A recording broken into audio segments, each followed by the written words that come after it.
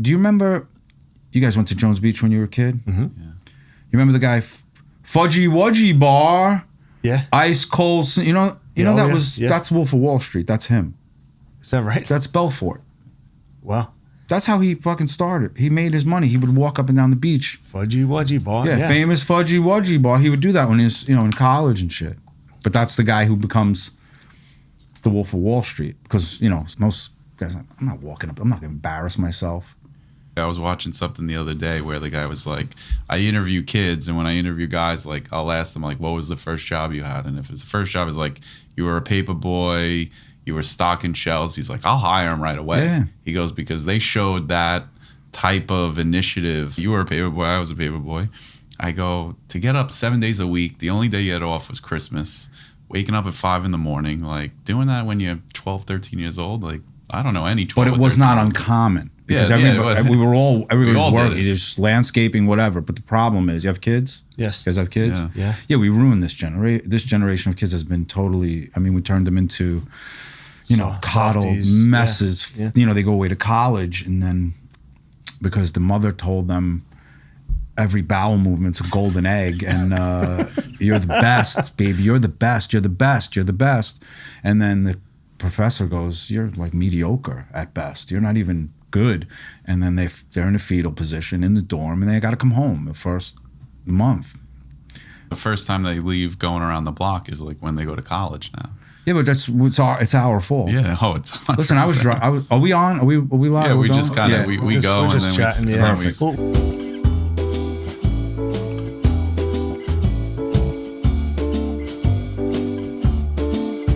I was on the 7 train. So if you've been in my shop, did you pick up? You guys had it delivered? We had it delivered, yeah. Yeah, so in my shop, the back wall, when you walk in, you see the back wall, it's the 7 train. And I grew up on that train, my childhood, but I was like 11 and 12. We were taking the 7 train from Main Street, Flushing to Manhattan. We were 12 years old. Backpack full of spray cans, markers, like we were left, no phones, just would leave, going out.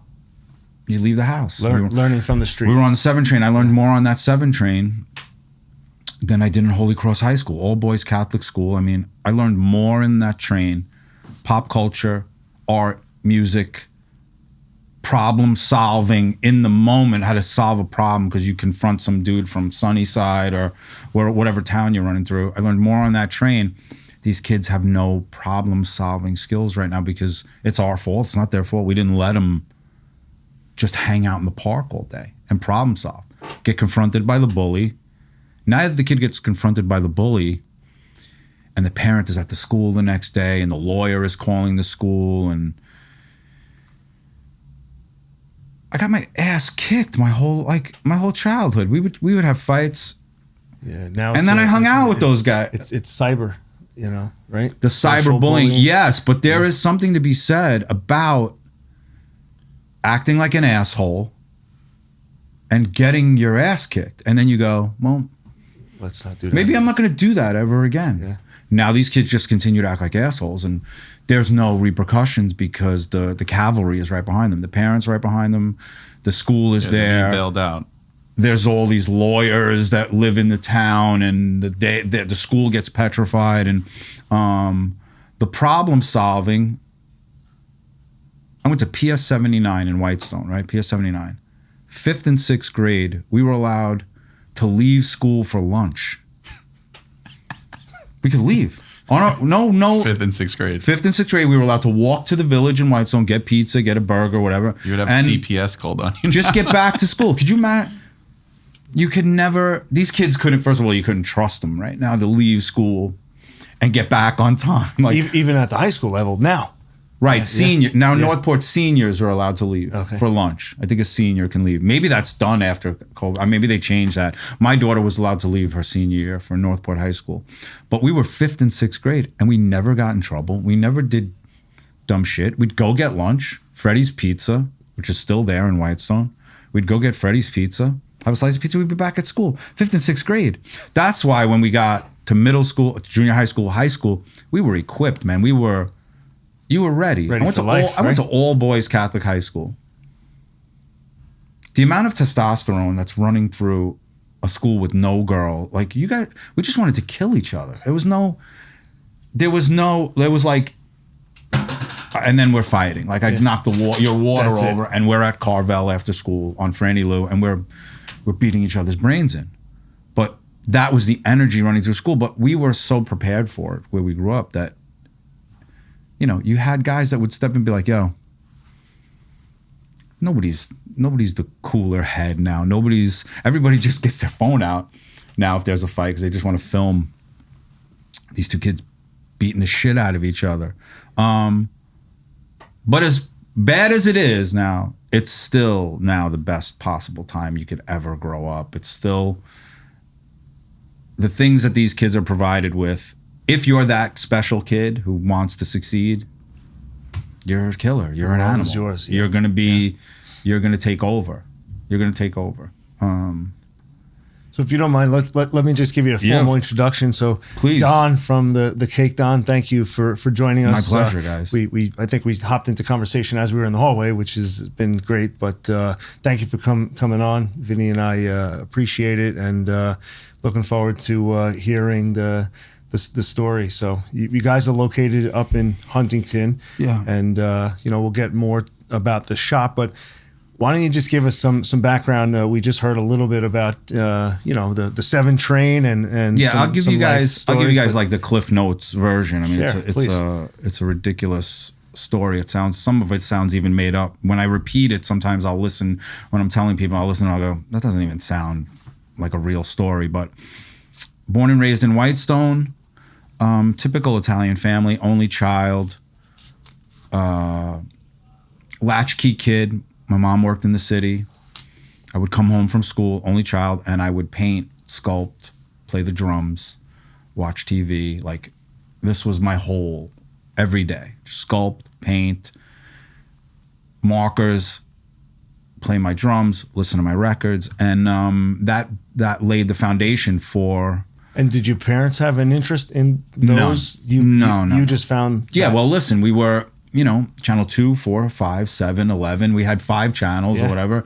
And whatever was on there, or whatever albums my friends' older siblings were listening to, like you'd see, like a Van Halen album. And then I'd go to the record store, get a Van Halen album, and then just started to build on it. And then, little things, you'd be attracted to certain things for whatever reason. Like, to me, Evel Knievel was so impactful on me as a kid. Evel Knievel was like a superhero, but it's like a real dude would just jump his motorcycle, but it would be on TV, and it was like, and I would sit and draw Evel Knievel. I would draw Muhammad Ali. I would draw all these things just over and over and over again. And then realized, all right, I'm kind of good at this. I was never a real good student. I was always a little bit distracted at school. I never had to put much effort in. I tell my kids now, and I'm not that proud of it, but I tell them, I read 1 book in high school. 4 years of all boys Catholic high school. I got through all. With such little effort, I read 1 book, from front cover to back cover. What book was it? Lord of the Flies. And I love the book still to this day. And I regret not reading more books, but I read 1 book. That's how I was so disinterested in the formal learning process, because I was so interested in everything else that I was interested in. I'm a little older than you guys, so you got to think of a time. Like, when I think about it, there was no cell phones and there's no rap music. So, like, there's no rap music, no cell phone. The 2 things don't exist. So 2 of the biggest influences right now on every kid it's rap music and their cell phone. That didn't exist. So when rap music started, Queens was like a hub for the rap music scene. And along with the rap music came breakdancing, graffiti, DJing, and I immediately leaned into the graffiti kid. And back then, so that's pre-Giuliani, you could paint on the train and they left it on the train. Like, the trains didn't get cleaned every night. You would tag up inside the train and they just left it. Like, I try to tell people, you'd go to Times Square and it was like a Scorsese movie. You felt your life was in danger. Like, then Giuliani came, cleaned it up, became like Disneyland. But when we were kids, we'd go to the city and it was wild. Scary. It was a wild. We would go downtown Canal Street. We would buy 12-inch records. We'd buy clothes, T-shirts, whatever. We'd bring them back to Whitestone. But I got heavily influenced by the graffiti movement, hip hop music, and that's still the foundation of my everything I create. Like still my artwork, my cakes. I have a little bit of an edge. And I went to school, and I didn't lean into the art because parents then were not parents now you tell your kid do whatever you love and what that was not a thing back then. Parents told you take the cop test, take the fireman test, sanitation, take all the tests. Union job. Yeah, just get a job, get benefits, take care of your family, have a pension. And that's what they knew. That was their generation. Sure. It was not wrong.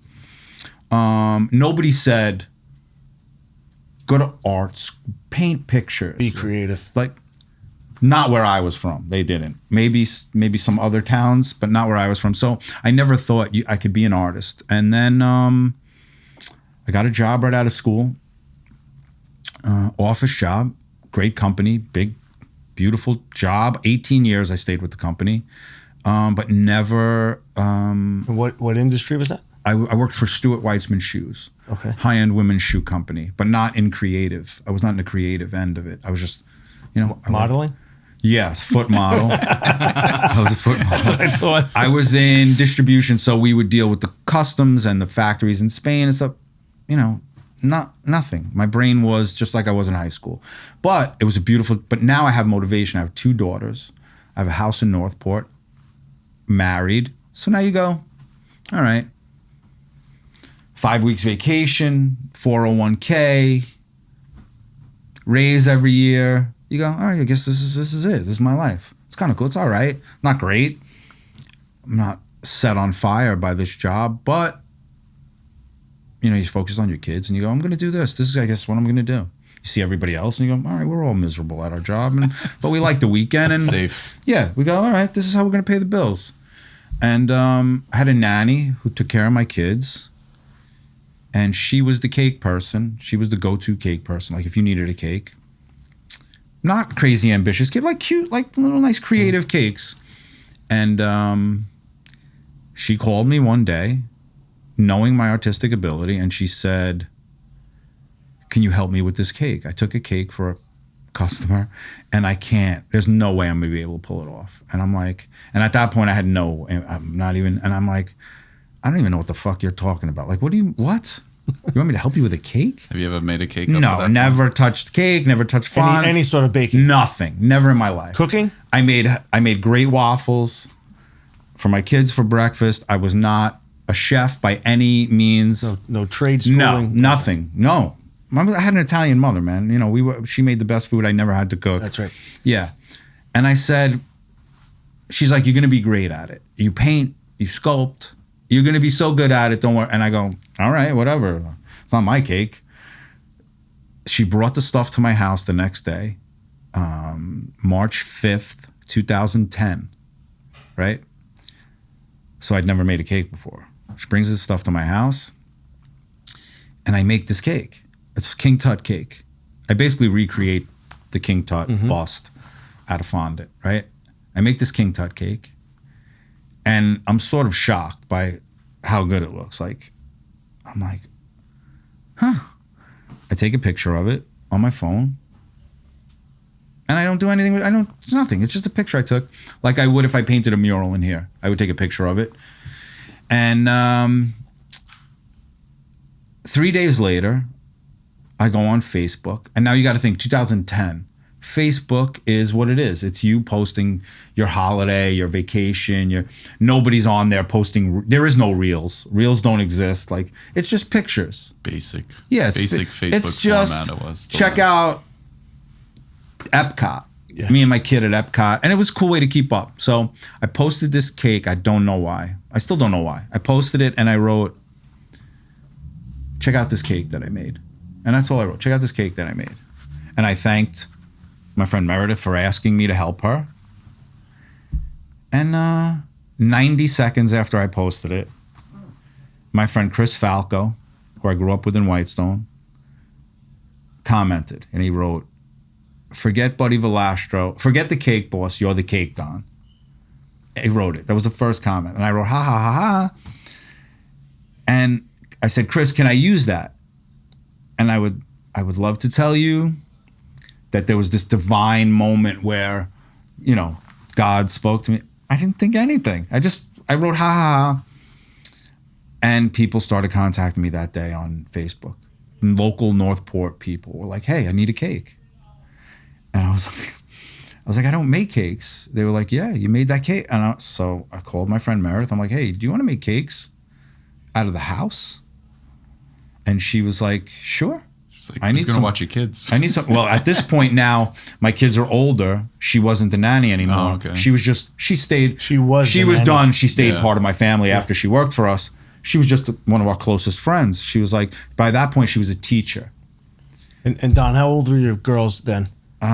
So probably 13 and 9. Okay. Look around, you know, young, Gotcha. young, Young still. Yeah. So, and I'm 41 at the time, 41 years old, you know, in my career, beautiful life, 745 IL BMW, the big truck my wife had. We were going 5 here, Aruba, this one, Puerto Rico, you know, the wheels are rolling, man. We're cheer camp, theater camp. The kids are at, you know, nanny, yard, pool. And people started contacting me in my town and my friends. And I said to her, "Want to make some cakes? Like, you want to make these cakes?" She's like, "Yeah, let's make these cakes. You looking to be creative. I need some extra cash." And we started making cakes out of my house in Northport. Started making cakes. Like on March 4th, the cake Don was didn't exist. March 5th, I made this cake, and all of a sudden there's this thing. And we took it from there. I started making cakes out of my house. 2 on the weekend, 4 on the weekend. Fast forward 8 months, 9 a weekend. Like, Were these all specialty? yeah, I only did fondant, so you would or- call me, yeah, specialty fondant cakes. I had no traditional old school buttercream. Like I could make, if you called me and said, "I need you to make Snoopy," I can make Snoopy because I knew how to sculpt. But every cake that I would get asked was like the first time, I'm like, "Can you make a Louis Vuitton bag?" I'd be like, "Sure." And then I'd hang up and I go, "I can't make a fucking Louis Vuitton bag. I don't even know what you're make talking. this. Yeah. I don't even know what you're talking about." But we would figure it out. You know, it was kind of cool. So now, you know, you could get the scene. I have a nice kitchen. I have my docking station with my iPod in it. The music's playing. My kids are there. My wife's cooking dinner. Like this is like, it's almost a scene in a movie. And I'm making these first cakes in my house. People are picking them up in my house. I'm delivering them. And then one neighbor decides they're going to report me to the town because I'm selling food out of my house. Commercial. Okay. Selling food out of my house, and for whatever reason, they were not happy that I was selling birthday cakes. So I went to a friend who owned Cedarhurst Party on Larkfield Road, Dave Rosenberg. I went to Dave, he's from same area. Our kids were involved together. And I said, "Dave, I know you have this empty space in the back of Cedarhurst Party. Can I rent it? I'll put up a Cake Don sign." And it was such a big area that when you walked in, I had my entrance on the side of the building. You walked in, there was like a reception area with a door. And what people didn't know was there was nothing on the other side of the door. They thought like there was ovens.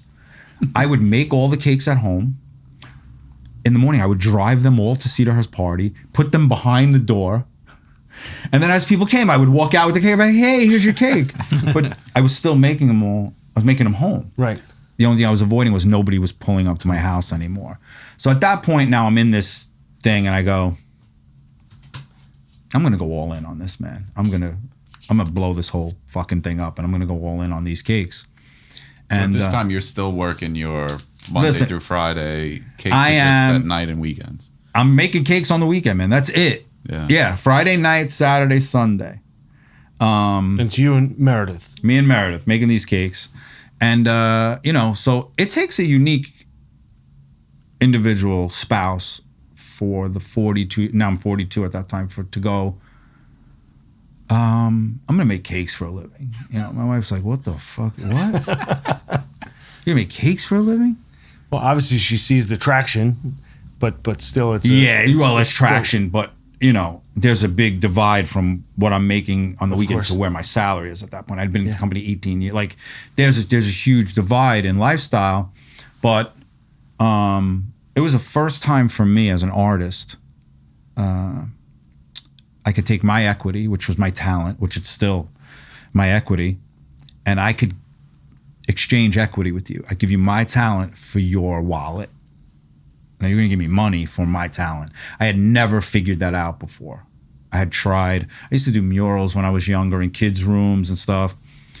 But all of a sudden, it was almost like perfect timing. It was, I made cakes.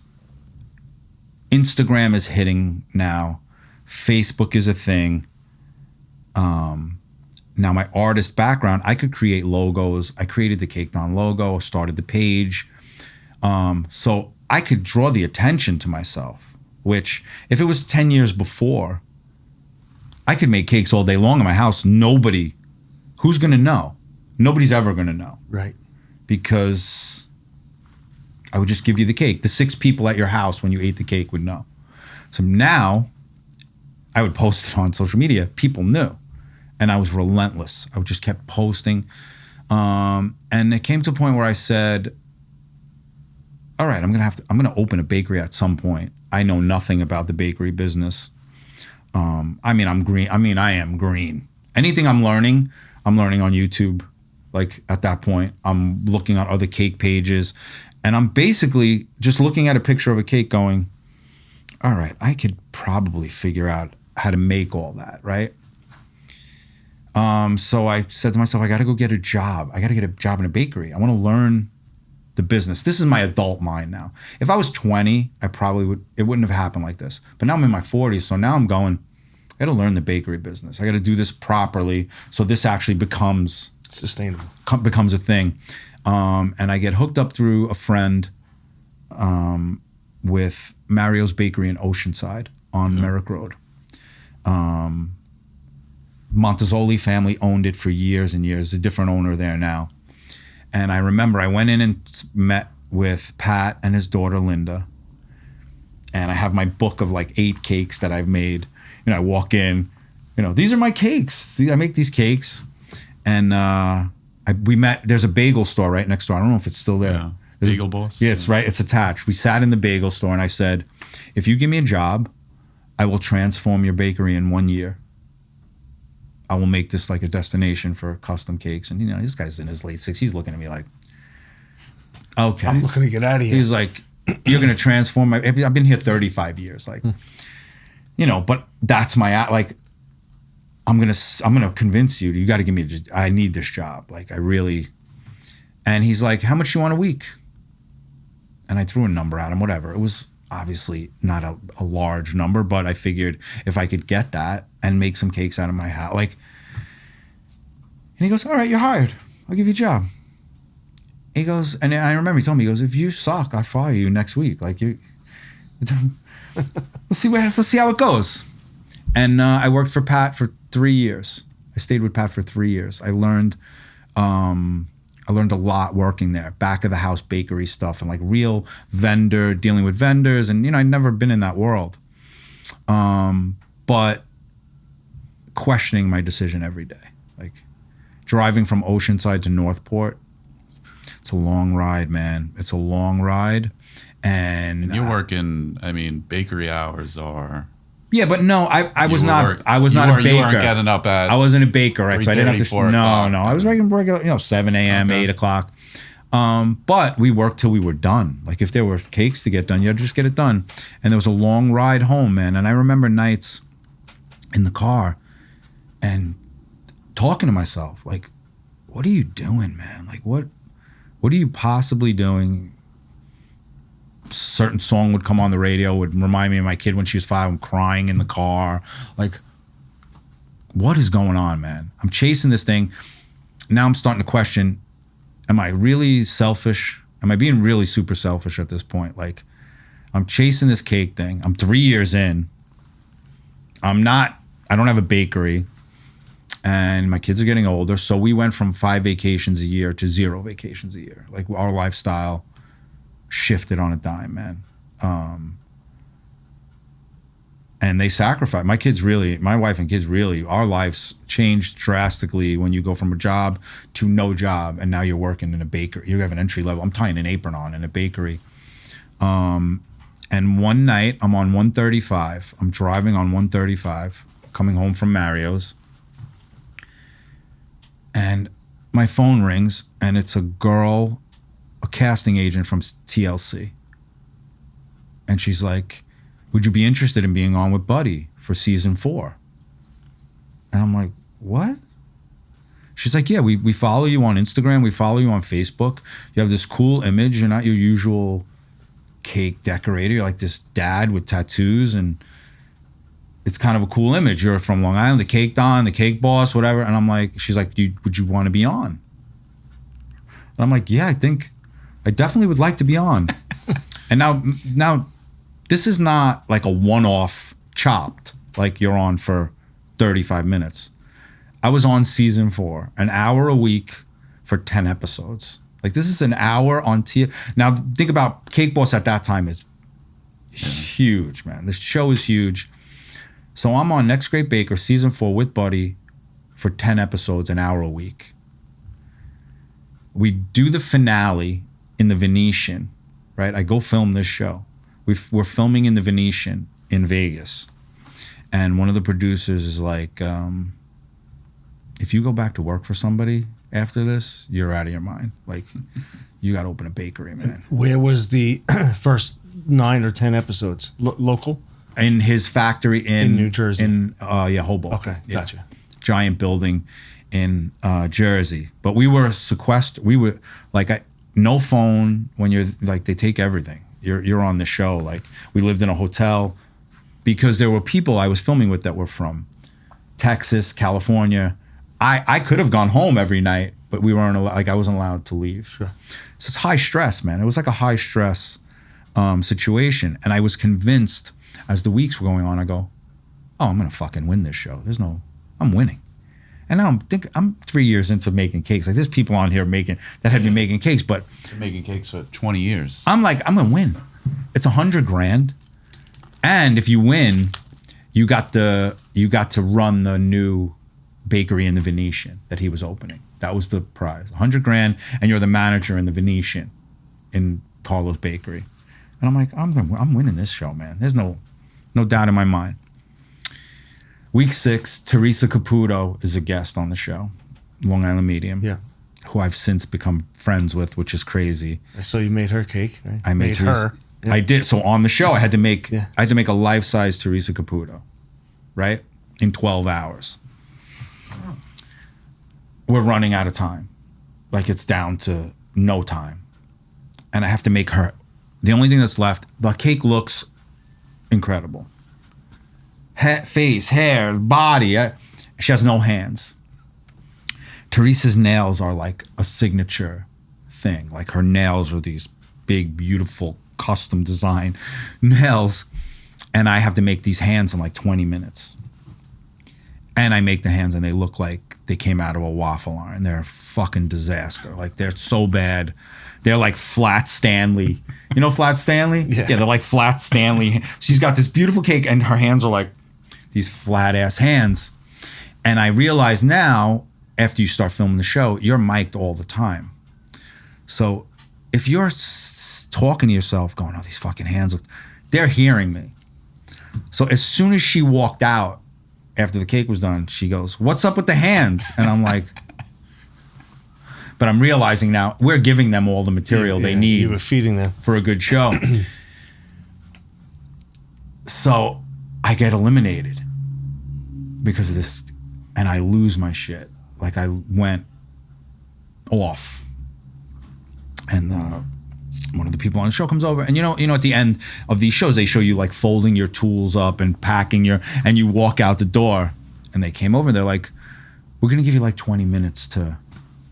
I go, you could give me fucking 20 days. I don't give a fuck. Whatever I'm gonna say, you could wait an hour, 2 hours. They filmed my what I said, and luckily for me, and just because I have kids, they didn't show it because I was acting like I was not thinking clearly, and I'm glad they never showed it because I was so out of pocket. I was wild because I had convinced myself I'm here. I'm going to win this $100,000. I'm going to get this job. Like, because at my age that I was looking for that thing that was going to catapult me, and I didn't get it. And the great part about that show was I was so devastated. I was so devastated from that loss. Really, after I was devastated. But at the finale, we filmed in the Venetian. The producer goes, "If you go back to work for somebody, you're crazy. This is going to be on an hour. You're going to get publicity from this." And from that point, I go, "We got to open." He goes, "You have 16 weeks before this airs. You got 16 weeks." And we weren't open for the premiere, but we got the bakery open. And this influx of people and customers that we thought it didn't come. The show was popular and it got me a lot of attention. I got on News 12. I was in the paper, but I would sit in the bakery and wait. I'm in Carl Place and I'm like, open the floodgates. Yeah, where are the people? So for 18 months in Carl Place, I'm my only employee. I can't. I'm doing email, phone, ice the cake, cover the cake, decorate the cake, deliver the cake, consults. And, now I'm like, and then little by little, and only because social media, man. And that's why I have friends who are in business and they go, I don't have time for social media. I don't have time to post. I don't have time. I don't know what to post. And I go, if you tell me you don't have time to post for your own business that you own, you don't want a successful business. You don't care. You really don't care. If you're not leaning into social media, if guys like Gary Vee don't prove that just posting your face every day, Logan Paul, I mean, it's endless. So the amount of people just posting your face every day about whatever business you have, tell me the story about the spring that this water came from. You start explaining to me the old man who lived next to the spring and his family and how this water and how special it is and the bottle. I'm in. I'm going to watch. But if you just post a picture of this water bottle, I don't give a fuck about your water. I want to know the backstory. I want to know this what's up with this water. And you know what? If there is no story, make up a story. Go on AI, put this picture, go on ChatGPT, put this picture of the water bottle. Somebody try it while they're watching this. You're watching this podcast. Put a picture of a water bottle in ChatGPT and say, "This is my product. Can you give me a great backstory for social media that would make people interested in this water bottle, about the town, the people?" ChatGPT will spit out a story and run with it. I mean, it's so easy right now, but people, I don't know if they're embarrassed to talk on camera. And if you're embarrassed to talk on camera, don't talk on camera. Get AI to talk on camera. But if you just don't post, it's ridiculous. I mean, I post every day, all day. I'm relentless in the stories because you never know. You don't know. I posted cop cakes last week. We do a lot of cop retirement cakes, right? Long Island cop, Suffolk, Nassau, NYPD. We do a lot of retirement cakes. I make one post with a bunch of cop cakes. I got 3 cakes from the post. The post cost me $0 on Facebook. The customer acquisition is free. You talk to people, you go, "What's your customer acquisition?" And they go, "Well, per customer is $10." And I go, "What?" You're not doing any pay-per-clicks or anything like that. I don't pay. I don't boost anything. I'm not paying for anything. Just organic search. I joined a lot of the local mom pages on Facebook, which are, that's your goal. That's your everything, money, man. That's your money. You go on those mom pages. In both directions. They could be unbelievable and they could tear you apart. Well, it's motivation for you to not be a piece of shit. Right. Treat your customers right. Have a clean establishment. If you fuck up, Take It's going to ownership of happen on a cake. I'm going to spell the kid's name wrong because now they spell Christine 9 different ways, right? There's Christine. It's going to get spelled wrong at some point. When the woman calls and says, you spelled my daughter's name wrong, I can't go, I can't fix that at the party, but I have to fix it after. Do the right thing for your customer. Make it right. And the way they will speak of you on those mom pages is, this is an upstanding business. You should do business with them. If you avoid the phone call and you go hide and you're like, no, they're going to wreck you. They're going to put you out. The mom pages will put you out of business. They are relentless. But they will also turn you into a superstar. Propel you. Yeah. They'll turn you into a superstar on Long Island because everybody wants to recommend their guy. Yeah. I got a driveway guy. You got to call my driveway guy. You got to use my guy. This is my guy. You got to use my guy. Everybody wants. So if somebody has a good cake person, they want to say, got to use my cake guy. Yeah. And then they're always going to remember. Remember when I recommended? So you got to up you let these mom pages, let them be your conscience, man, because you can watch them. They ruin people, man. I watch what they do to some of my friends in the restaurant business, and it's criminal. Yeah. But you know they're out there. You know these people are out there. It's hard though with these reviews sometimes when you find out they're not real people. They're people with an agenda, a relative of somebody who has a similar business, and that's why I don't look at any. Like I want to go to a restaurant, I don't look at the reviews really. I'm gonna go try it out. If I don't like it, I'm not coming back. I've built up such a incredible clientele that these people come to they go to bat for me. They recommend me like crazy. Listen, we're on Long Island. You grew up in Oceanside, right? Yep. You got Front Street Bakery in Rockville Center. You got Mario's over there. You got, what else is over there? There's so many bakeries. Malvern. Yeah, you got Malvern. These are real. Yeah. I had Dortoni, Butter Cookie. These guys been doing it for 50 years, man. There was a reason I was able to take this custom cake space. They were all doing it, but I hyper-focused on it, and I treated people like, I wanted you to come in and sit down with me and we would do a consult. I wanted it to be more than a cake. You're ordering a cake at the counter it was an with some high school girl. And I wanted it to be what it was. I'm selling custom one-of-a-kind cakes. I want you to come in, we sit, and the treatment you got, the way you felt when you left, that's why I was able to build it in the amount of time we did. We've become, if you go on these mom pages and somebody asks on Long Island for a custom cake, I get a lot.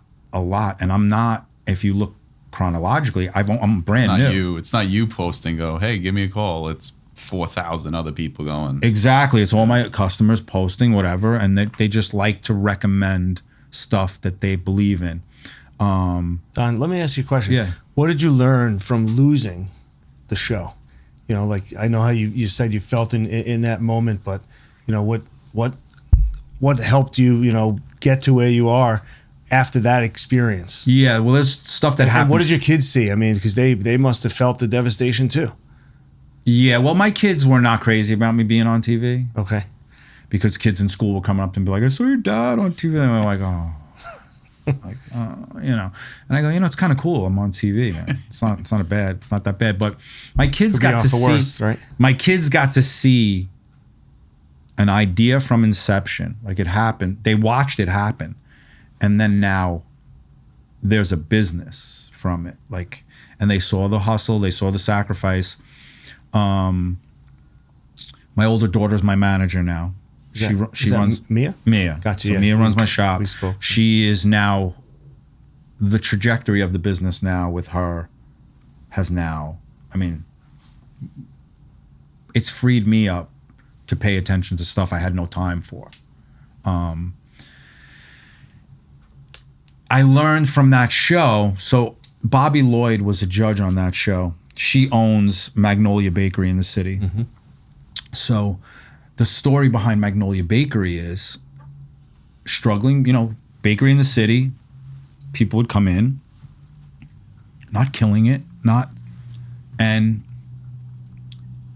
one episode, Sex in the City decides to film in there. she's going to be standing outside eating a Magnolia cupcake with the sign behind her on Sex in the City. Over. The next over. day after the episode airs, the line is around the block for Magnolia Bakery. They can't even keep up. I become friends with Bobby Lloyd. She was a judge. She sort of took me under her wing and became a friend and would give me advice and be like, call, if you need anything, call me. And it showed, me becoming friends with her and hearing the story, it showed it takes one day, one flashpoint of something happening could change the whole business, man. You just keep showing up, keep doing your thing. And then over time, since I filmed that show, all the people I was on there, great people, but very few stuck with it. Like very, very few stuck with it's hard, man. It's a hard business. It's weekends. It is what it is. But I learned from that show, the worst possible scenario I could have thought of became the greatest. The relationships I've made, the things I learned on that show. I became friendly with Teresa Caputo and her daughter, Victoria. I did Victoria's wedding cake, which is kind of crazy. That I looked, when that happened, she to me was like, she's the reason I lost the show. And then she would post videos years later, like eating my cupcakes, like just talking about my cupcakes, not a paid endorsement. She would just get cupcakes and talk about them. What's interesting is like, just as you're telling the story and you go, oh, the winner becomes the pastry chef Yeah. at the Venetian. Yeah. Like, would have been the worst possible scenario. Exactly. Like, you Would've would been have the had to move to Vegas. Yeah, it would have been horrible. It would have been horrible. You know, but at like, that point, yeah, at the point you're not thinking about that's it. all I want. I need to win. But that was my mentality. Like, I'm going to win. I'm going to win the show. I'm going to win $100,000. And at that point, listen, I needed the influx of cash. Like, the $100,000 would have been. Would have helped. Yeah. Do you get paid to be on as a contestant? You do get in paid. some capacity. You get a daily rate to be on the show, but you're not getting. Of course. Yeah. Some people were actually, I think, making more than they were making at home, and they were thrilled to be there. But You still talk to Buddy? no. But we've had social media once in a while. There'll be but I'm grateful for Buddy, man. Buddy and Duff and Buddy created this whole industry. This whole industry was created because of those two guys. There was nothing like this before those two shows. They, from watching the show, I guess they were in the bakery business, but he elevated it, right? He did, From but what the listen, father- he won the lottery because they could have picked any crazy Italian family who owned a bakery. There's There's a lot of a crazy family behind every. Yeah. They just happened to pick his family, his sisters. The Right. story was cool. New Jersey. And I mean, look what he's built, man. It's an empire Everywhere right you now. go, airports. Yeah, he's got vending you machines. see vending machines. Yeah, he's got vending machines. He's in the Venetian. He has a pizza restaurant now in the It's Venetian. timing. You know, like you said, I mean, the popularity of what social media did to everything, like you said, even with Magnolia Bakery, it's like they had to be in the background of a TV show in order for them to succeed. You have the capability to post every single day, 50 times a day if you wanted to, because like you said, you never know which like post or reel or whatever is going to kind of like skyrocket the brand. I mean, like, what's like one post that you've made that you were like, I did not expect this to be as viral as it was, which We did a divorce cake for this girl. She got a divorce. She was having a big party. And we did this divorce cake. And I wasn't even going to video it. Like, I video all the cakes that I think are going to get. And I was not, for whatever reason, I'm not thinking clearly at the time. And I go, let me video it. I videoed the cake. And I posted it on Instagram. And if you go on and look now in my reels, it's almost 17 million views. Wow.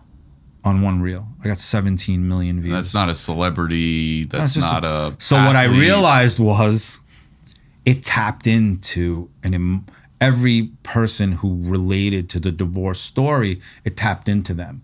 And every person then sent it to her 15 girlfriends who also, and then the shade, the shade room, the page of the shade room. So it's very popular page. The shade room posted it. Once the shade room posted it, it went from like 1.5 million views, and then it didn't stop. So it's at 17 million views right now. It's at 17 million views. I didn't pay 5 cents for that. That's a Super Bowl commercial. Like that's 17 million people. I did a cake last year. It's probably like a year now. We did J-Lo's birthday cake. And that one was in the Post, right? That was in all the paper. It was on the Today Show. It was in the Post, Newsday. It was everywhere. But for like a month and a half, everywhere I went, that's all anybody asked me about. Yo, what's up? The J-Lo cake. The J-Lo cake. Like, and I didn't pay. Like, it's free. Like she paid me. It's free. She did pay. Yeah, they paid for that cake. Like, people asked, you did that for free? I go, no, they paid. Just so if anybody wants to know, J-Lo paid for the cake. And it was a pleasure to deal with. You met her? I understand she gets some bad press, that she's not nice deal. So I have a wall in my shop. When you walk in, it's all pictures of people that I've done cakes for. The ones that are on the wall are only people that are good people, that were good to deal with. Because I've done some cakes for some people that are just not good people, man. Like famous people, I'm athletes. sure you get people that go, I want a free cake because of who listen, the people that go, I want a free cake, are people you wouldn't, not J-Lo. Yeah, well, that's what I'm saying. Yeah. It's some Long Island influencer that has 14,000 followers. They're like, oh, I'll post it on my Instagram. And I go, yes, so? What? You want a free cake? Yeah, well, in exchange for I go, I have 80,000 followers on my page. You should pay me. Check your ego at the door. Yeah, right? But that's the life of the influencer. That's why that's the name. They're trading, their equity is influence. And I feel bad sometimes for some of these restaurants, some of these older guys that are in the restaurant business. They think they have to pay these kids to come in and eat the mozzarella sticks and whatever. And then the Post, like, they pay $500, $600,000 for a post, couple stories. And then you look at it a month later, it's got like 11 likes. And I go, you could have posted your own mozzarella sticks. Got the same 11 likes. Tell me about your grandmother, right? Like, who gave you like, they're not figuring it out. There's a whole industry of influencers. There are some great influencers that if they gave me a call, I'll do your cake for free in perpetuity. You'll get free cakes. Listen, if J-Lo wanted a free cake and she said, I will collab with you on the Post. It'll be a J-Lo caked on. I'll do cakes till your kids are married. I'll do your grandkids forever. I think she has 80 million followers. I mean, that changes. That's a life-changing post. Yeah. Your life has changed. But an influencer that has 20,000 followers wants a free $1,000 cake. You don't even know if those 20,000 are real. Like you said, like 20,000 followers should correlate to more than 11 likes. Here's the problem. For me, I'm on Jericho Turnpike in Huntington. Your cake is only going, I'm going to give you my Greenwich, Connecticut to Montauk. That's basically my cutoff. I will deliver to Greenwich, some parts of Jersey, to Montauk. What do I give a fuck about my people in San Diego following they're never going to order a cake. I like that they follow the page. It's cool that the number goes up, but there is zero chance for customer acquisition. So if you look at the influencer's page, if 20% of the people following are on the West Coast, your influence is useless to me. I need local. Within 90 miles, roughly. I need that footprint. Those are the people I really need. And then the nice part about Facebook and Instagram now is you can target, like you can put out a post and pick a footprint. If you want to pay, boosting it, like say this podcast comes out, and we really want to blast it. We think it went great. We can pay for a 20-mile radius of this spot. And that's the only people they'll blast it to. That's a really nice thing. And Instagram really goes deep on my insights. They give me age of the people that are following me, the time of day that I'm getting the most likes, the day of the week that I'm getting the most likes. They're giving it to you. They're like, here's the insights. Here's when you should post. Here's who you should target it to. Like, they're really, the social media is really giving you all the answers. I post 10 times a day stories, pictures, reels. I don't care if nobody likes it. And I think that has to do with my age. Like, if I get 11 likes on a cake, I go, okay. Yeah, but the more you care about it, the more like it paralyzes you. You're paralyzed. If you want people to think you're authentic, you just have to post as your authentic self and not be super like is the color right? Is the the backdrop and the pixel like just post. Right. But here's the problem with the statement, the authentic self. These people are not. They don't know what their authentic self is. Sure. They don't even know.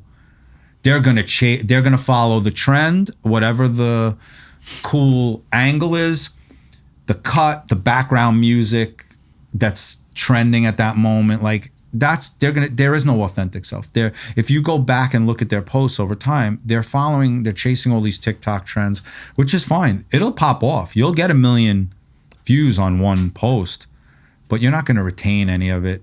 I don't care if anybody likes the post. Do I love when people like the post? I love it. But to me, I look at my Instagram page as a website. I'm building a website every day, and every day I'm adding to the gallery. I don't know if you're going to visit my website in a month, in 6 months, in a year. But when you go to it, there is an extensive gallery of photos. Do the likes make it cool? Yeah, but Instagram page now is your website. Most people, I know I do. If I see a restaurant or I see food, I immediately go to Instagram. I'm not going to a website. I want to go to Instagram. I want to see their reels. So I build Instagram like it's my website.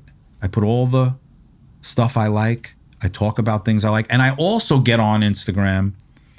In the beginning, I've done it from when I first started. I get on Instagram and I talk about when I'm having a bad day. I talk about this shit ain't easy, man. This small business owner on Long Island, and I talk to people and I go, yeah, what you don't see right now in this frame of me on this reel is the rope with the cinder block tied to my ankle that I'm going to throw off the fucking bridge right now because this shit is hard, man. And then people immediately go, yeah, man, me too. Me too. People come in my shop and they go, yo, me too, man. I get it. Whatever their respective businesses. Yeah, I get it. We're all in the boat together.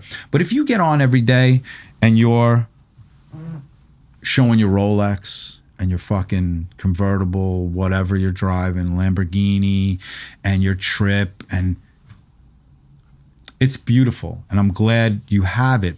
But if that's all you show, if all you're showing me is your Rolex and your shoes and your fucking belt with an H on it, fuck you, man. I don't give a fuck. I do not give a fuck about your H belt.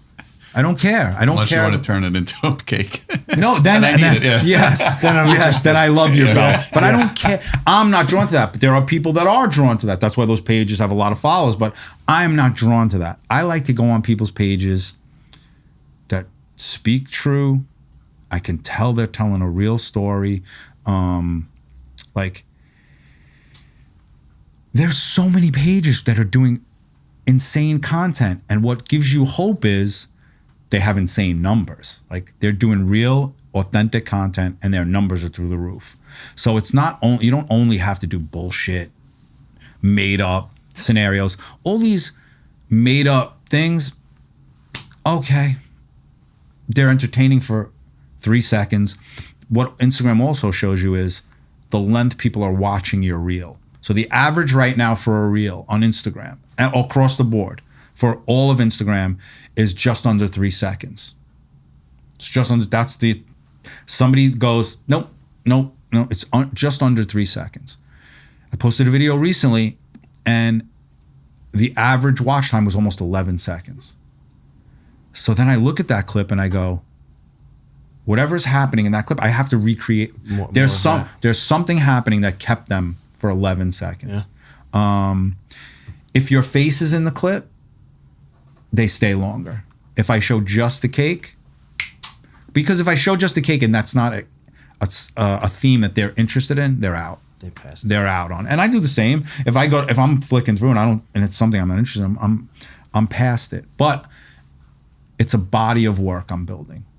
I can't get discouraged that my one post didn't. I'm building a body of work. I'm building a page. I think on my Instagram page, I have 4,000 posts so far, right? So I'm building a website, a database. I'm building a body of work that if you find me tomorrow and you're on your couch, you could sit for an hour and go, wow, oh, look at, and you're going to show your kid, yo, check this Air Jordan cake out. Yo, check this out. Yo, check it out. Michael Strahan, he made a cake. Makes cakes for the Mets. Like, it's all in there. It's one-stop shop in an Instagram page. And I think people need to treat Instagram like that. You're building your body of work. I can go back 4 years and watch myself talk, and I'm instantly transported back to COVID. I watch myself during COVID and I go, that guy didn't know if he was going to have a business. Like, I could see it, and it's cool. It's there. It gives people chronologically a look into your story, into your business. That's why I tell people, post I'm interested in the business owner. Like, you guys, there's how many podcasts out there? It's never end. Millions and millions of podcasts. Yeah. People are going to watch your podcast because they like your energy. They like the way you talk. They like the questions you ask. They like, and I'm going to tell you what they're going to like. They like you're not stepping all over the guest and you're letting the guest be the guest, man. I've gone on podcasts where they won't let you talk. They got the next question loaded, man. We've had this conversation. Yeah, they got it loaded. I'm not even through they're on to the, and I'm like, all right. And then they're like, all right, thanks for coming. And I'm like, oh man, what the? Yeah, but you guys you're letting the guests talk. That's what the podcast is. That's why you could listen to Rogan, and if you pay attention, you go, Rogan hasn't said a word in like 40 minutes. Yeah. He just goes, this guy's rolling. Let him talk. Don't let your ego get in the, people let their ego get in the way and they think, I need to just, yeah, you guys, you're letting the guests talk. People will watch because they can tell you're comfortable.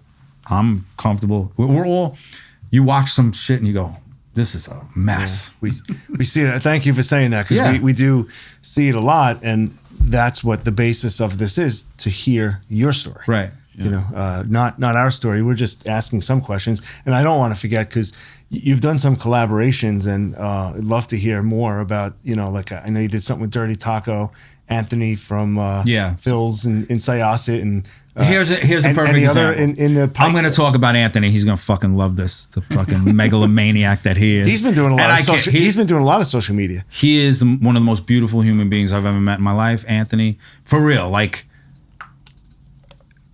the nicest, caring, real. You would never guess from his posts.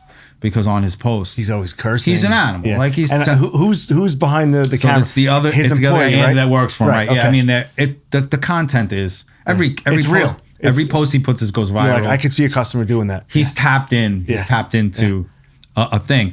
But when he reached out to me to do the collab, he wanted to do his dessert collab. I didn't know him, and I said, I don't want to do a collab with this guy. This guy's a fucking jerk off, because I only knew him from his post. Like, and I figured that was the real, we met in real life. We connected instantly. Solid human being, man. Really, really good human being. And very rare. No ego. He will share shit in his story on Instagram for other pizzerias. Yeah. I know he brought Pizza Strong, you know, a few times, quarterback that with Jim and... but let me ask you a question. It takes a unique individual in whatever field you're in to post competition in your story. He's not posting a pizzeria from Pennsylvania. Yeah. He posts guys on Long Island. They're local. That's a guy who knows we could all get fat together, man. Yeah. I have no all the other bakeries out there, I don't want anybody to go out of business. We should all keep selling as many cakes as we can. And Anthony is a perfect example, man. This guy knows we could all get fat together. He posts other business. If he likes you, is a solid human being, man. So we did a collab on some cake jars. Dirty Taco I was in all 6 locations. Is that ongoing? Yeah, so they were the first. Yeah. They were the first ones to reach out to me to do a collab. We just last week, we're in Whalestail now, my first collab in the Hamptons. So Whalestail and the Hamptons cake jars are at Whalestail now out there. Listen, for me, this cake in a jar thing becomes a vehicle for direct to consumer, online, ship all over the country. Like it could be a thing that could now really take it to a new level. Goes to another level, because if I can ship to any state, co-packing, moms want to send it to their kid in college, or you have a grandchild in a different state and you want to send a birthday box with jars. I can't send I can only take a custom cake as far as I can deliver. Sealing it, and I think there was a company on Shark Tank that did something like that. The jars, cake in a jar, very early on, and I pay attention to where they're at, and they're not, for whatever reason, they're not big in the industry anymore. I don't know what happened with that relationship, but it opens up a whole other avenue for us. It's how. My daughter can send me a check once a month on the beach where I am, and she could run this thing for the next however many years. Is this going to be her career? This is my big, so my big one now, she's my manager. She moved right after college at 23 to Florida for a job, which was a ballsy move. I could have never. And what did she study in college? She was a musical theater major. Okay. So she's got the creative bug. Yes, and then my younger one just graduated from Boston Conservatory at Berkeley. Another... so the art is running through us, another performer. Coming into the business? She's working for me now as well.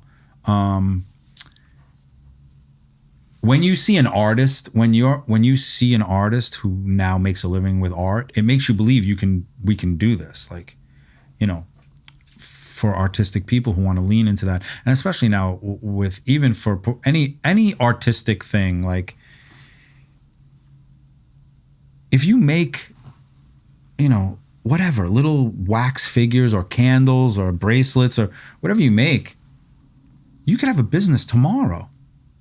You could go on ChatGPT and say, can you make me a logo for my bracelet business? This is the name. This is the vibe I'm going for. Nautical theme. I want to use blues and whites. I want it to look very classy, clean.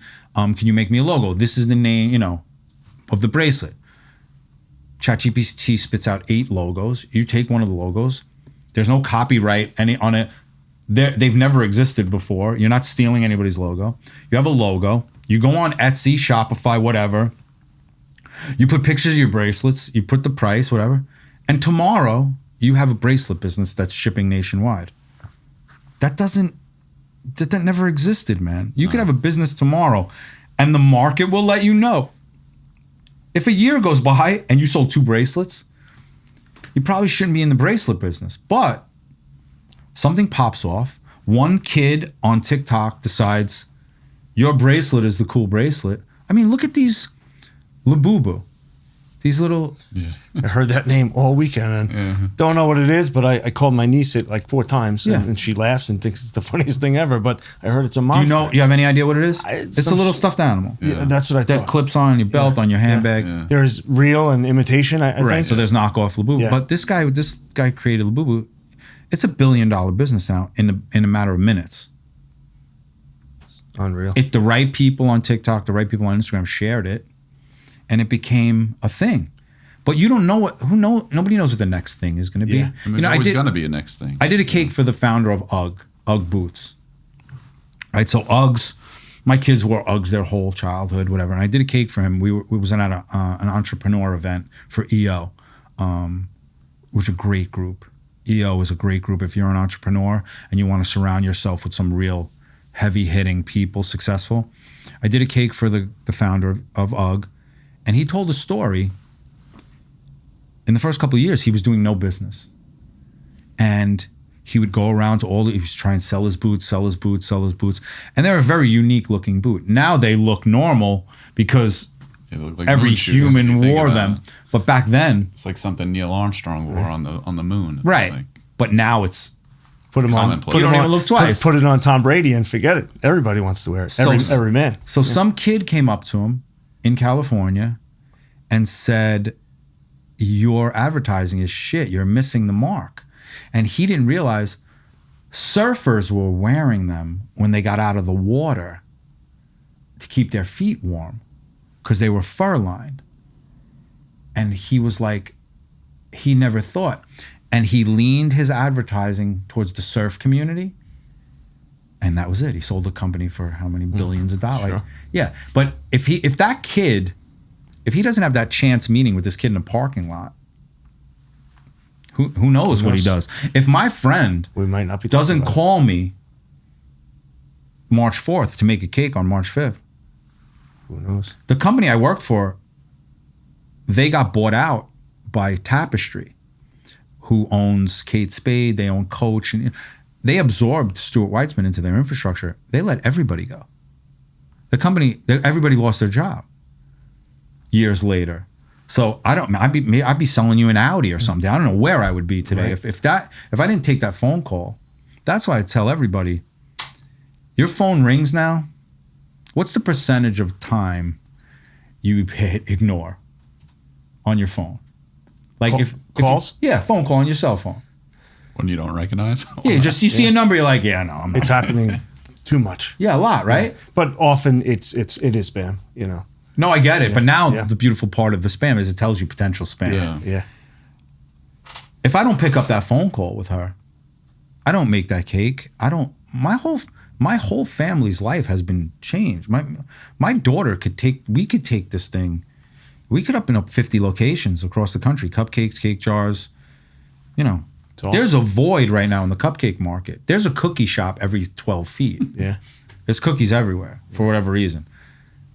We can open up cupcakes in the airport, every college town USA, and open a cupcake shop, little small cupcake shop. My daughter could do this for the next 50 years. That's her kids' unbelievable. lives could be changed but track it back chronologically. It was one phone call from a friend who just said, And called you the cake don. yeah, you want to help me? No, my friend who just said, you want to help me? Oh, yeah. Yeah, she's like, you want to help me with this cake? Oh, Meredith. Meredith, if Yeah. she didn't, And then if she just made the cake herself, who knows, man? I have no idea. So you got to pay attention to the phone calls, and really, people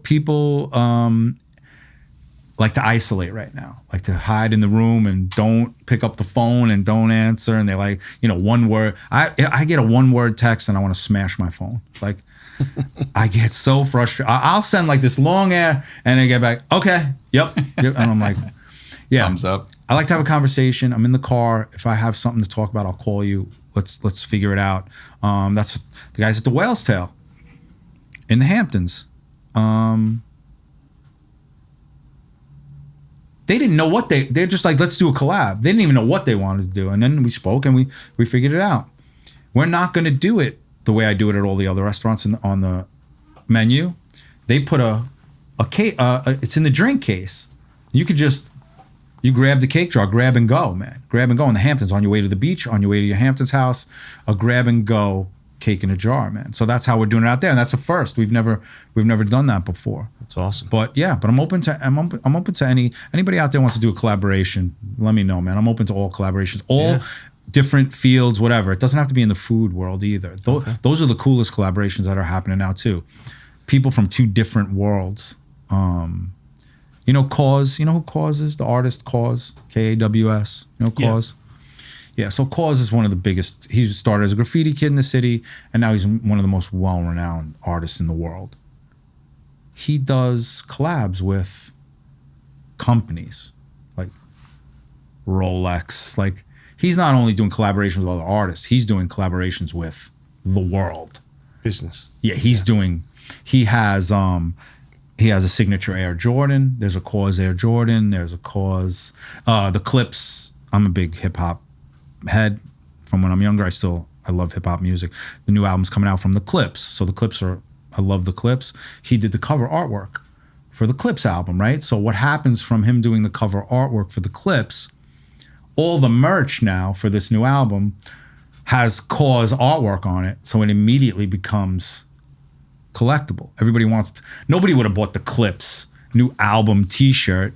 Some people would have, but now that it has Cause's artwork on it, it immediately becomes a collectible. So he's doing collabs outside of the art world. And for me, like I've been doing graffiti since I'm a kid. I still do graffiti, but on canvas now. And then I sell the artwork out of my shop. I hang all my art in the shop. You walk in, looks like this. I have artwork hanging. I have the prices on it, and people come in and they buy my artwork out of a cake shop, which was never the plan. Yeah. I never looked to do that. We're gonna do a field trip, Vin. We're gonna go see it. We have a client who does like the kids' parties where he teaches them how to do graffiti. Graph Lab. Yeah. Graph Lab. Yeah. He's my client. Awesome. Yeah. I send just cakes like you all the said, time. taking things like a love, right, of having this artistic talent and be like, how do I make it a business, right? And I'm sure before him, 100 guys had that idea. Yeah, but nobody, they because said word of mouth can only go so fast, right? Like where now with social media, it could be tomorrow. That's it. If I have a party, I'm going to tell you. Labubu is a couple of months. It's $1 billion business. But I always look back, like when we were kids. I mean, we're a little younger than you, but like you had the snap bracelets, you had the Tamagotchi things. Like, you have all these little like trendy type of things, but that was word of mouth, and that spread must have probably seemed instantaneous, but took a long time. Think about how hard that was to make happen. Like now it could take seconds. A minute. Yeah, minutes. I was going to say an hour, but listen, the guy on the skateboard drinking the Ocean Spray cranberry juice, right? Do you know that TikTok video? Yeah. He stood on a skateboard and he drank a bottle of Ocean Spray cranberry juice. So just from this one video, Ocean Spray bought him a car, right? They bought him a car. All the money he made from that post, the millions and millions of views, and he made the Fleetwood Mac song go to #1. 45 years after. That wasn't even a commercial. No, right? it was just him posting him on his skateboard. The song, the Fleetwood Mac song Dreams, went to #1 on Spotify, Apple. He didn't get any money from Fleetwood Mac, but Fleetwood Mac made a ton of money from that. He changed pop. You can change pop culture in a second. He just got on his skateboard.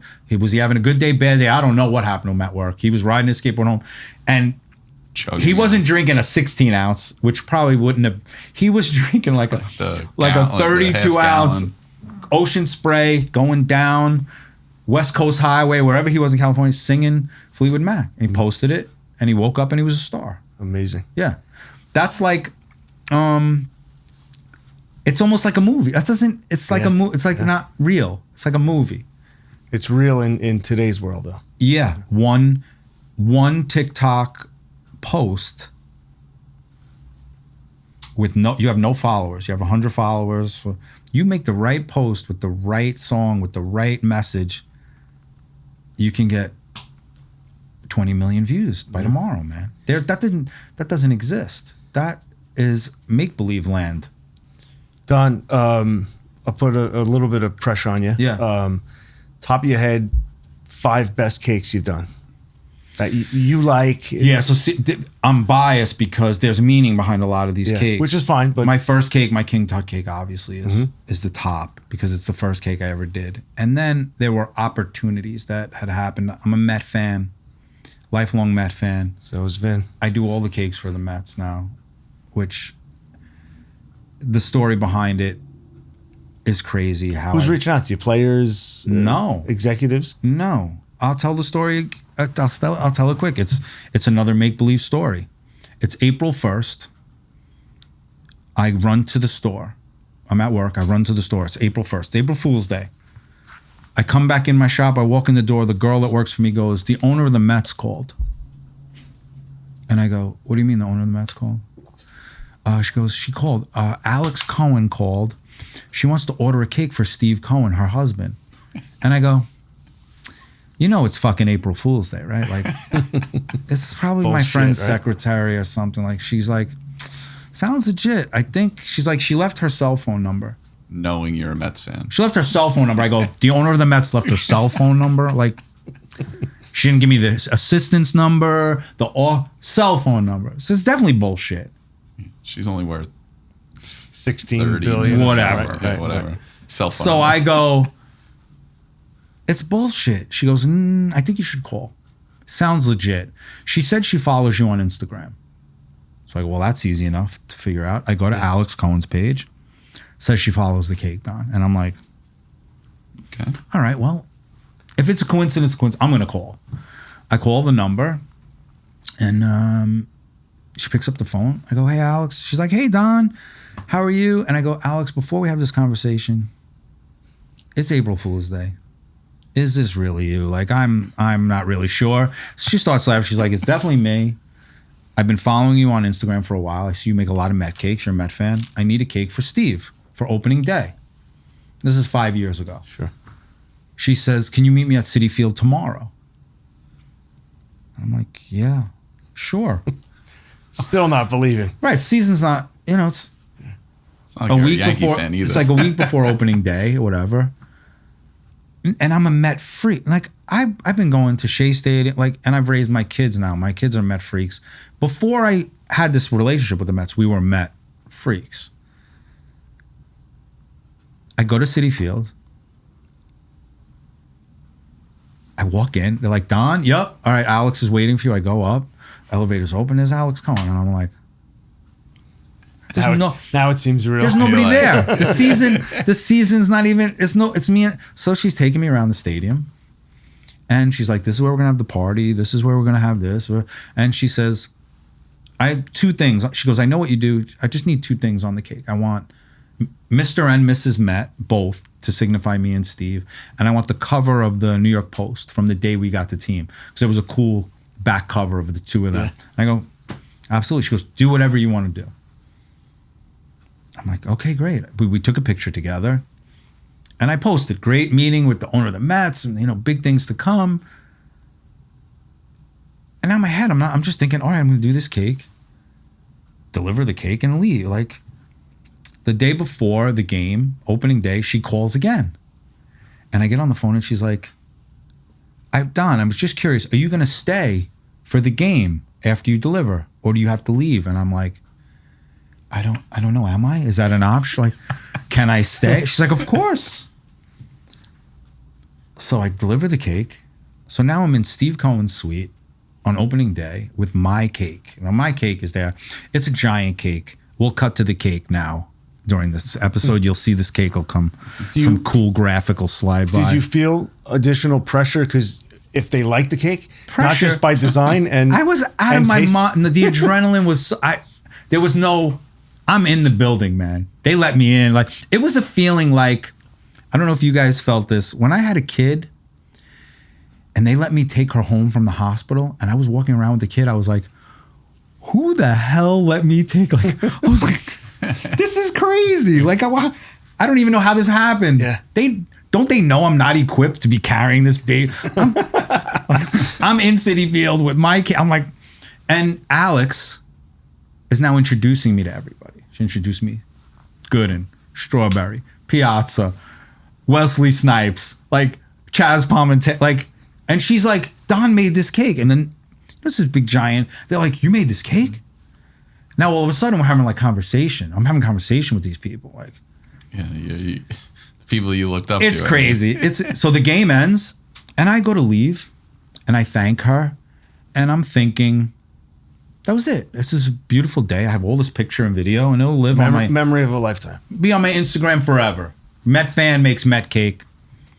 A couple weeks go by, maybe like 10 days, and I get a text, and it's from Alex. She's like, hey, what are you doing? I'm like, I'm fucking working. What are you doing? I'm like, I'm at work. She's like, why don't you come? We're going to batting practice. Why don't you come to the game? And I'm like, do you need a cake? Like, do you need cups? She's like, no, just a bunch of friends. We're going. Come hang. So I go downstairs in my shop and I'm like, can I leave? Is everybody okay? Can I get the fuck out of here? They're like, yeah. I get in my car. I go to the Met game. And from that point, we become friends. Like, this is a friend. Like, we're friends. It's one of my close friends. Me and Alex Cohen became friends over the years, like just hanging. And I do cakes for the Mets, but early on, I was never looking for. I've been going to games my whole life. I've been buying Met tickets. The last thing I was ever going to do is go, hey, Alex, could I get some tickets to a Met game? Like, I'm coming to Met games anyway. And we became friends. This is one of my close friends. There's nothing I could give Alex Cohen. Like, what gift am I, like, she could have whatever she wants. What you can give people in that position is real friendship. Yeah. You could give authentic friendship, and that's why we became friends, because I'm not full of shit. I'm not looking for anything from you. And we became friends.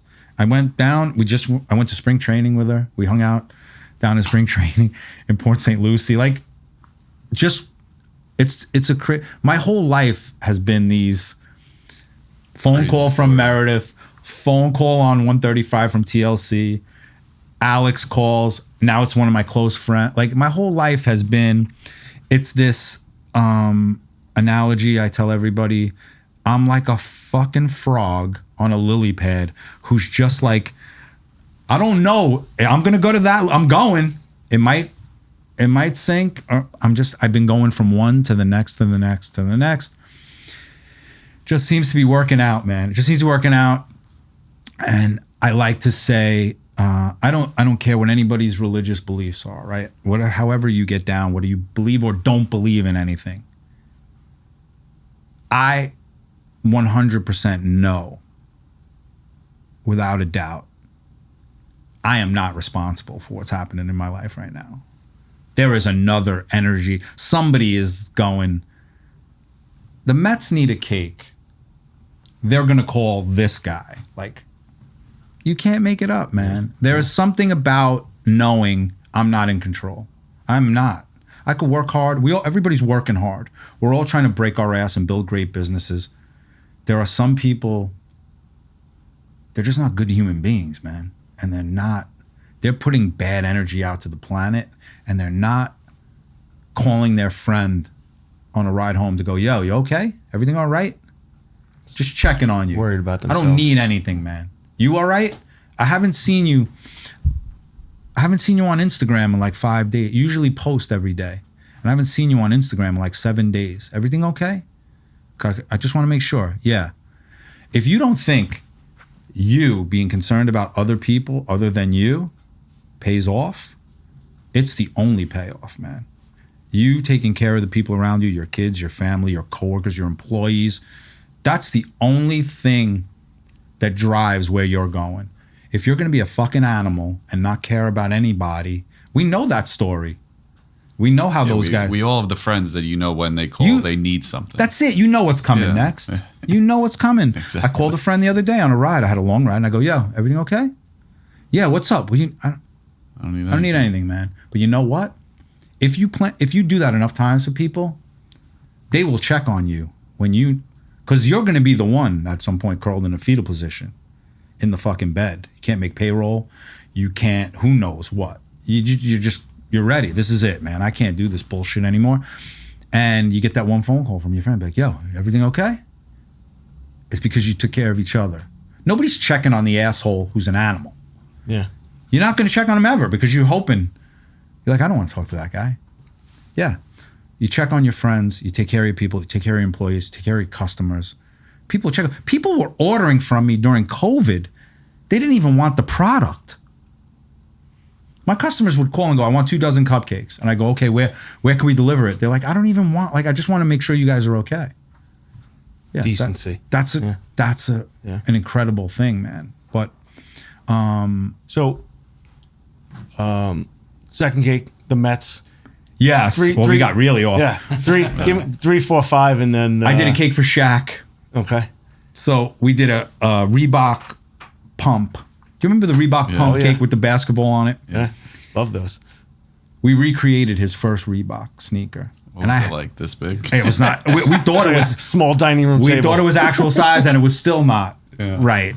But Shaq, I had those sneakers. I was a huge Shaq fan. He was just here in Long Island, I think, filming. He was filming with Gravesend. Yeah.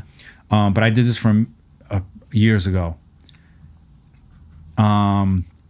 We did a cake for Michael Strahan that they rolled out for his birthday on Thursday Night Football. And, you know, I'm a big sports freak, and I'm watching Thursday Night Football, and my cake rolls. It's crazy, 25 man. million people watching. But about a year and a half ago, it's all phone calls, man. It's all Instagram. I get a phone call from Aerosmith's tour manager, and they go, "We hear you're the cake guy on Long Island." I'm like, okay, yeah. I know how this phone call goes. Aerosmith wants a cake for free. It's for the green room. We'll post it. Like I've done this game, so I don't get overly excited anymore. I'm like, okay. She's like, we need a cake for Joe Perry's birthday tomorrow. It's Joe Perry's birthday. Steven Tyler is going to roll it out on stage after the encore, and the whole UBS arena is going to sing happy birthday to Joe Perry. So now I'm like, you really got my attention, because. Aerosmith. So the question, I could just go, what's your budget? And she goes, it's whatever the cost of the cake is. Like, well, that's the right answer. She goes, it's tomorrow. I go, the concert's tomorrow? She's like, yeah, we got here and I asked people at UBS, who's the guy on Long Island. They said, call you. Can you have a cake for tomorrow night? And I go, where am I sitting? In the concert, because if I can't sit, I got to be there. If my cake's rolling out, she laughed, whatever. I was in the building. In one day, we did a cake for Joe Perry's birthday, and Steven Tyler rolled it out on stage at UBS. Wow! And I'm there. I have it. My cake is on. No, this is Aerosmith, man. This is not, whoever. This is Aerosmith. Steven Tyler's on stage singing Happy Birthday. Joe Perry's standing next to my cake, and it's all on video. And if you go on YouTube and you type in Joe Perry birthday, UBS, on YouTube, every video on YouTube my cake is in, because he's standing with my cake on YouTube. Wow. That's forever. Yeah, so that cake really was a real special cake. And then recently I did an event at my store with DMC from Run DMC. Okay. Yeah, so we had an event. We had a day of art and music and cake at my shop. Was Harlan with you? Harlan was included. Is he a friend of yours? Harlan's a good friend of mine. Yeah, we're friendly with Harlan. Harlan's. He just called me on my way here. Oh, okay. Wanted to ask me if I wanted to grab lunch. Harlan is. Where, Vincent? No, actually, Robke's in Northport. Okay, either one. Close second. Harlan is a very unique individual, man. Yeah. Harlan has a very childlike quality for an adult. He floats through life with an energy that is very infectious and enviable. You watch him just move through life. And he was the connection between me and DMC. So now, think about this. I'm a cake guy who made my first cake in my 40s. Walk This Way with Aerosmith and Run DMC changed music forever. That collaboration, Walk This Way, Rick Rubin produces that song. It's Aerosmith and Run DMC. I did cakes for fucking Aerosmith and DMC from Run DMC. I mean, yeah, from a kid from Queens. It doesn't, and I'm friendly with the Met. It makes absolutely no sense, and I don't try and figure it out. The next cool cake will be the next cool cake, and whatever that story is, it's that story. But my whole mantra to myself is, I need to be kind to other people and to myself, man. Treat people kind, treat yourself kind, and the universe will take care of you, man. The universe will deliver you guys to the space, man. Yeah. It'll deliver us. Just the Mets. What did I just say? The King Tut cake, the Mets, Strahan, Shaq, Aerosmith, Run DMC. I mean, you could go on. Yeah, man. You could sit there for another hour. Yeah. The story is just unbelievable. But my connection to, I spoke about one of the most important things, rap music to me. I spoke about it in the beginning of the podcast, how the inception of rap music to me was a building block. And then I do a cake for Run DMC, the guys who built full circle the whole crazy thing, man. We so thankful coming on. Yeah, man, my pleasure, guys. Keep at it. Yeah, keep being awesome. Keep treating people well. Can I say one thing? Yeah, please. You guys, you have a little. I watch your stuff all the time, and I came on because the content is cool. I like it. Thank you. It looks cool. It looks professional. Please keep posting, man. keep making episodes and keep posting. I've done these things with people, and the potential for a really great podcast is there, and they give up because it doesn't explode instantly. If you guys keep posting this podcast, you will get a lot of traction. I promise you. You're getting cool people on. You just can't bail on, because after a while people go, nah, we're at 8,000 viewers, we're at this, and it's not. Yeah, Joe Rogan did it for how many years before anybody paid attention, man? People, Theo Von now is the second biggest podcast in the world for Theo. Nobody watched Theo for a long time. Yeah. It's like anything. It's like any business. Is people, so quick to say, "Oh, overnight success," and that's part of the whole reason, even for the podcast, is that there's so much that goes into the backstory. Yeah. People look at you and be like, "Oh, guy made it like overnight," and you'd be like, and that's, being able to go into the story gives a little like energy to those people listening and watching, going like, it takes time, and I think, like you said, social media can do it overnight, but you can't have that expectation that it's gonna happen overnight. Social media could do it overnight. You get some followers, but you got to follow it up with some good content. But I got one question for each. Favorite dessert growing up as a kid? Probably my grandmother's just simple lemon cake with powdered sugar on top. So my follow-up is always who made it for you. So your grandmother made a lemon cake. Scratch cooker. Yeah. Is that a word? From scratch. Cooking. I mean, I've been spoiled my whole life while she was alive. Right. I mean, she could make desserts. She could make food. And it was bar none. Kids wanted to eat it. Simple. Lemon cake. Yeah. Yeah, man. I'm a dessert guy. Gotcha. Yeah. Too many. Yeah, a little. I guess my favorite is. You could say Entenmann's Donuts, man. I don't care. Well, I always said, my grandmother's. She made Italian cheesecake, which is one of my favorite. But there was always Entenmann's coffee cake, crumb cake at her house at all times. My mother used to keep the Entenmann's in the refrigerator with a knife in the box in the refrigerator. Yeah, man. That's what I mean. Yeah. We had a box of Entenmann's, the gold, the yellow cake with the thick fudge on top with a knife. I just always like to know what everybody growing up, like what was your thing? And for everyone listening, Don made a cake for us last week for our 10-year work anniversary, and it was fantastic. The pictures that we got, we'll certainly share with you, but go check them out up in Huntington. And, please, man. We're certainly going to do a field trip up to the store. So thank you so much. Yeah, my pleasure, guys. I appreciate it. Thanks for coming on.